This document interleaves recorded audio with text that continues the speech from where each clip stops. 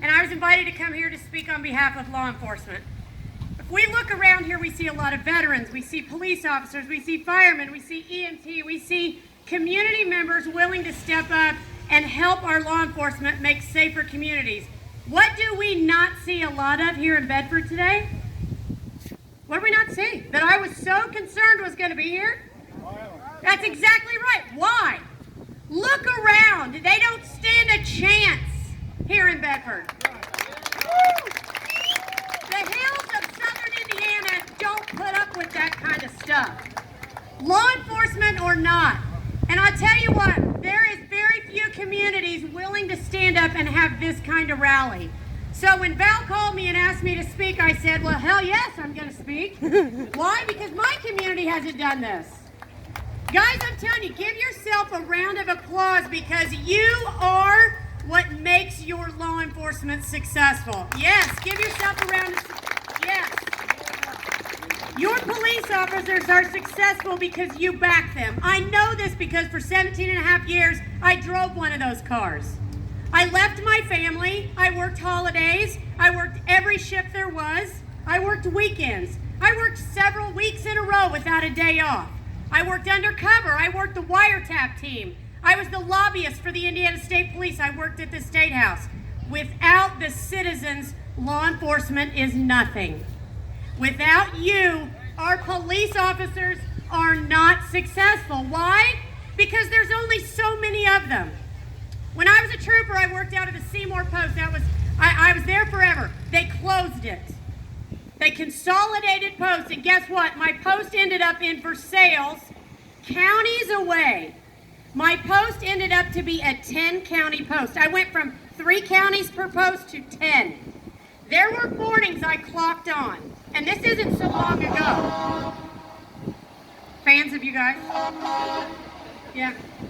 There were mornings I would clock on, and I was the only state trooper on duty in 10 counties at 6 a.m. I kid you not.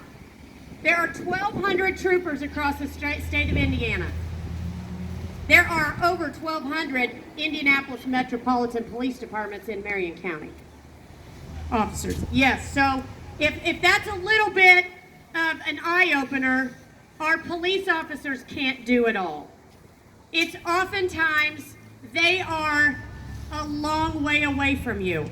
So I'm a firearms instructor. I teach ladies only safety and firearms classes. I teach self-defense classes. I tell a story in my class, and I pick a person in the class. And let's pick this lady right here. Ma'am, what's your name? Brianna. Brianna gets a new shotgun for Christmas. She's excited. She's sitting on her couch. She's watching CSI. The lights are out. Her hubby's gone. She's so excited to get her new gun. She's putting a couple slugs in there, and some thug kicks her front door open. Well, Brianna gets up, points the gun at him, and said, brother, you got 2 options. You can get on the ground or I'm going to shoot you.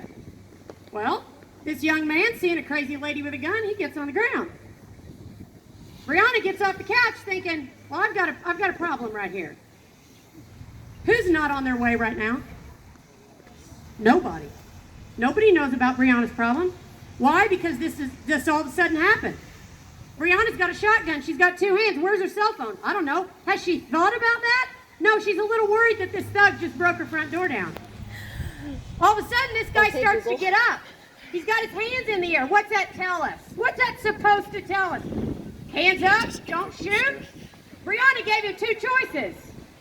Get on the ground or I'm going to shoot. He gets up, starts walking towards her. Listen, lady, I'm sorry, wrong house. I was just playing a joke on some... If that was really the wrong house, do you think he'd be sticking around? Now he's stood back up. He's approaching Brianna. Who is still not on their way? The police. We always say, well, the police are going to come help us. Guys, officers are reactive. They call us after we call them, and usually we call them after the bad thing has happened.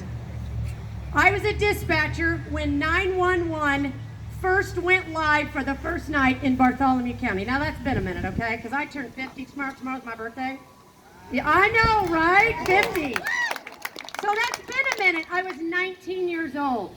911 used to not exist. We rely on it. But we rely on it after whatever bad has happened has happened. And then the police come, and they may be in the middle of it, they may not. They try to help us out. But guys, we're usually the first on the scene of our own situations. So what I'm trying to say is you people are the real arm of your safer communities. If you want a safer community, it starts with us. And I want to tell you, your law enforcement appreciate that. One more story. I was headed to get a birthday cake for my son. I was off duty, but I was in my Indiana State Trooper car, headed to Walmart in Seymour. I get the cake. It's cold because his birthday's March 9th. It was chilly that day. And I hear that there's a police chase coming up I-65. Now, I'm not going to lie, my heart warmed a little bit.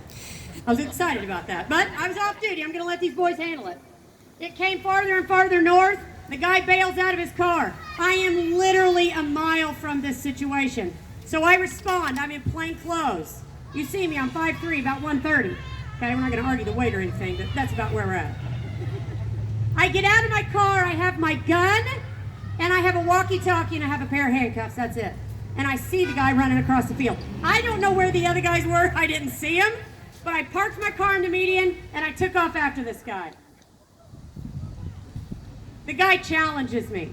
I said, buddy, you're going to be under arrest. I'm running across the field. He's much bigger than I am, okay? Out of nowhere from behind me comes what I think is Superman, tackles the dude. We all go down. I jump in at that point. I didn't even see this guy coming. He was headed south on I-65, spring break, taking his family to spring break. He sees me, sees my car, puts two and two together, bails, and comes out and helps me. Guys, I don't know where I would have been that day if he hadn't come out to help me. Nobody else came out to help me. Everybody's running up and down the interstate. Nobody jumps out. Guys, last weekend, 2 Louisville police officers were shot. Why is it that every week we hear that more police officers are shot, hurt, killed, ambushed, beaten to death? And how in the hell do we have video of that? How is someone videotaping that and not jumping in to help? Cowards! Cowards, that's exactly right. They are not patriots. They don't stand up for justice, because justice means when the police tell you to stop, it's not an option. So I want to give you guys a hats off to yourself because you support your local law enforcement. Your guys appreciate it. Sometimes their life might depend on it. Your life might depend on it. When we call 911, we are hoping and praying that within a short amount of time, the cavalry's going to get there. And guys, in a community like yours, it will. These guys support you, these men and women, your firemen, your EMT, and guys, it's a team. I was not an EMT. I have no tattoos. Why? I cannot stand needles, okay? So when I showed up at a bad scene and there's somebody hurt really bad, my God, I wish I could do something about it. And I was praying that ambulance, that fire truck would show up so those guys could come help be on my team and save lives. That's what I wanted, and that's what happens.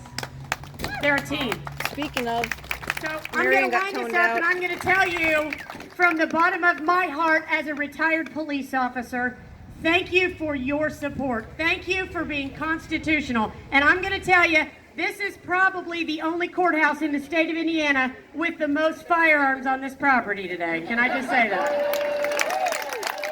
God bless America.